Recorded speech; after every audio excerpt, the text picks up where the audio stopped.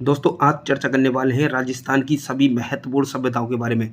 दोस्तों राजस्थान की सभी परीक्षाओं में 1-2% इन सभ्यताओं से आते रहते हैं। चलिए दोस्तों देर न करते हुए चलते हैं अपनी पहली सभ्यता की तरफ। दोस्तों बात करेंगे अब गिलुंड सभ्यता की, जिसको राजसमंद जिले में खोजा गया था। दोस्तों गिलुंड सभ्यता बनास नदी के किनारे स्थित है, जिसे ताम्रयुगीन सभ्यता के नाम से जाना जाता है।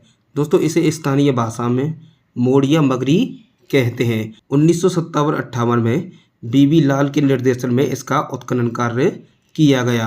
इसमें दोस्तों 5 प्रकार के मृद भांड मिले हैं: सादे काले, पॉलिशदार, भूरे लाल व काले चित्रित मृद भांड। दोस्तों यहाँ से खुदाई में प्राप्त सामग्री हाथी दांत की चूड़ियाँ, धूप में सुखाई हुई कच्ची ईंट, दीवारों के मध्य अनाज भरने की कोठी, चूल्हे मटके में गेहूं के दाने और जंगली जानवरों की हड्डियां प्राप्त हुई हैं। गिलुंड सभ्यता में पाई जाने वाली सबसे आम कलाकृतियां चीनी मिट्टी की चीज़ें थी। दोस्तों यहाँ से प्रश्न अक्सर आते रहते हैं। चलिए दोस्तों बात करेंगे अगली सभ्यता की, आहड़ सभ्यता। दोस्तों आहड़ सभ्यता को उदयपुर में खोजा गया था। दोस्तों इसकी खोज अक्षय कीर्ति व्यास ने 1953 में की थी। इसका उत्खनन कार्य BRC अग्रवाल व HM साखलिया द्वारा किया गया। दोस्तों आहड़ सभ्यता बेड़स नदी के किनारे स्थित है। इसमें तांबे की वस्तुएं बनाने व काले पीले मृदभांड संस्कृति का प्रमुख केंद्र ये रहा है। इसके उत्खनन में तांबे की 6 मुद्राएं और 3 मोहरें प्राप्त हुई हैं। दोस्तों आहड़ सभ्यता के अन्य नाम व यहाँ से प्राप्त सामग्रियाँ क्या क्या रही हैं।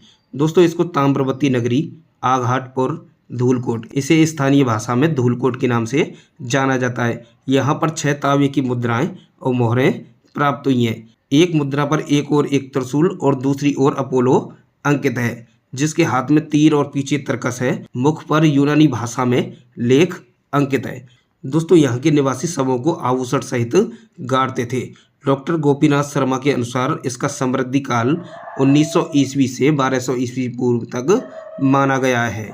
दोस्तों यहाँ से तांबा गलाने की भट्टी मिली है, जिससे सिद्ध होता है कि यहाँ प्रमुख उद्योग तांबे गलाना व उपकरण बनाना था। दोस्तों ये प्रश्न यहाँ से कई बार पूछा जा चुका है कि तांबे गलाने की भट्टी कहाँ पर मिली है। चलिए दोस्तों अब बात करेंगे अगली सभ्यता की, गणेश्वर सभ्यता। दोस्तों गणेश्वर सभ्यता की खोज नीम का थाना में की गई। इसका उत्खनन कार्य RC अग्रवाल एवं विजय कुमार के नेतृत्व में 1977-78 ईस्वी में किया गया।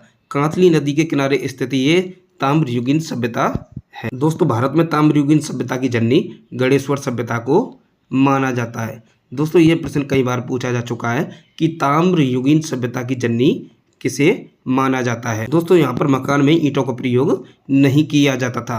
दोस्तों यहाँ से तांबे के उपकरण, बाढ़ से बचने के लिए पत्थर का जांद, चित्रकारी से पुख्त बर्तन एवं मछली पकड़ने के कांटे प्राप्त हुए हैं।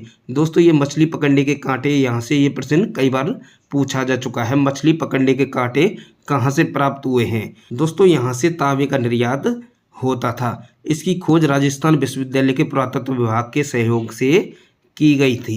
अब बात करेंगे दोस्तों अगली सभ्यता की, कालीबंगा सभ्यता। दोस्तों ये अति महत्वपूर्ण है, यहाँ से बार बार प्रश्न पूछे जाते हैं।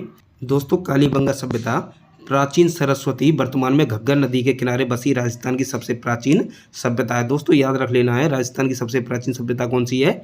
कालीबंगा सभ्यता। दोस्तों इसके उत्खनन में छोटे टीले पूर्व हड़प्पा कालीन सभ्यता 2400 ईस्वी पूर्व तथा दूसरे टीले से हड़प्पा कालीन सभ्यता के अवशेष मिले। दोस्तों यहाँ से कुछ अवशेष प्राप्त हुए हैं, वो आप जान लो। जुता हुआ खेत के साक्ष्य यहाँ से मिले हैं। एक ही साथ 2 फसल उगाना, एक कब्रगाह एवं चौकोरबा गोल हवन कुंड, जिसमें 7 अग्निकुंड या अग्निवेदिकाएं के अवशेष प्राप्त हुए हैं। दोस्तों इसे नगरीय सभ्यता के नाम से जाना जाता है। दोस्तों अगर बात करें कालीबंगा का शाब्दिक अर्थ के बारे में, तो इसका अर्थ है दोस्तों काली चूड़ियाँ। दोस्तों अब बात करेंगे अगली सभ्यता, लौह सभ्यता के बारे में।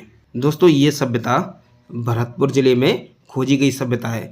दोस्तों यह रूपारेल नदी के किनारे स्थित 3000 ईस्वी पूर्व की लौह युगीन सभ्यता है। दोस्तों याद कर लेना है कि लौह युगीन सभ्यता का प्रमुख उदाहरण कौन सा है?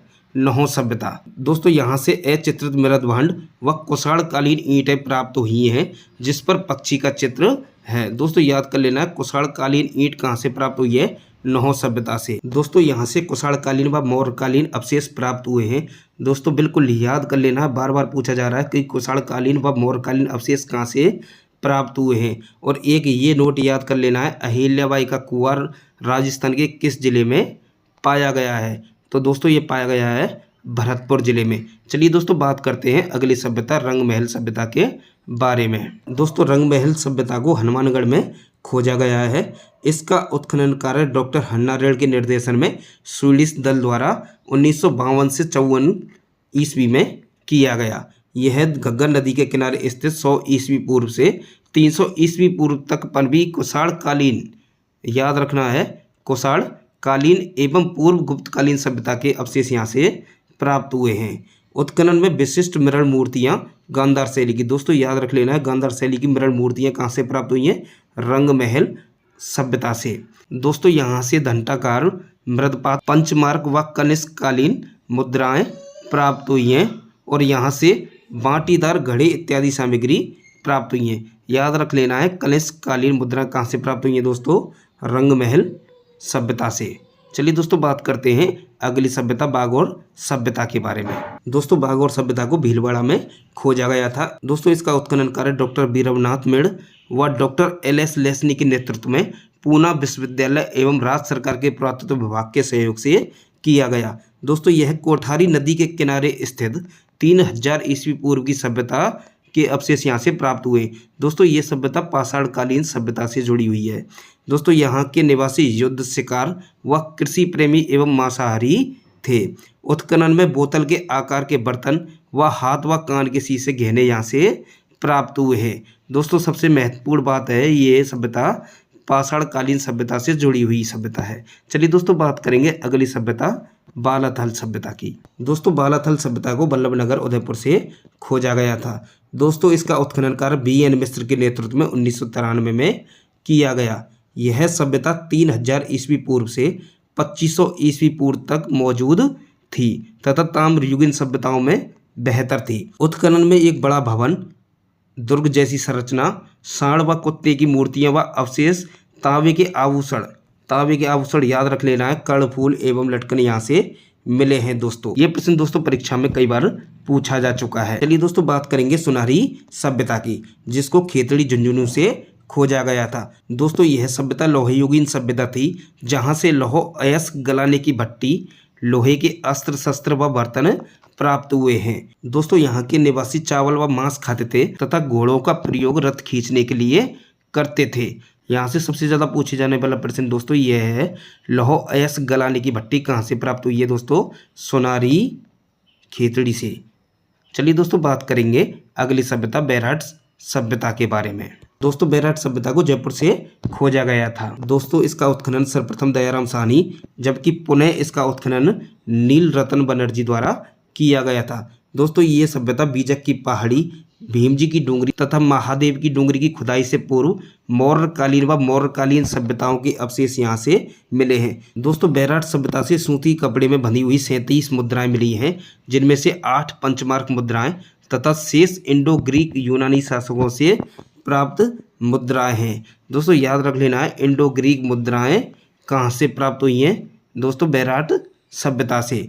यहाँ से अशोककालीन बौद्ध मंदिर व स्तूप तथा बौद्ध मठ के अवशेष मिले हैं। दोस्तों ये प्रश्न भी कई बार पूछा जा चुका है, अशोककालीन बौद्ध मंदिर व स्तूप कहाँ से प्राप्त हुए हैं? दोस्तों बैराट सभ्यता से। यहीं से अशोक का बहाबरू शिलालेख प्राप्त हुआ है। दोस्तों यहाँ से 300 ईस्वी पूर्व से 300 ईस्वी तक के काल में गोल चैत्य ग्रह यहाँ से मिला है। दोस्तों ये प्रश्न कई बार पूछा जा चुका है, गोल चैत्य ग्रह कहाँ पर मिला है? बैराट सभ्यता से। दोस्तों विराटनगर महाभारत काल से संबंधित एक सभ्यता है। चलिए दोस्तों आज के लिए बस इतना ही, मिलते हैं एक और खास वीडियो के साथ।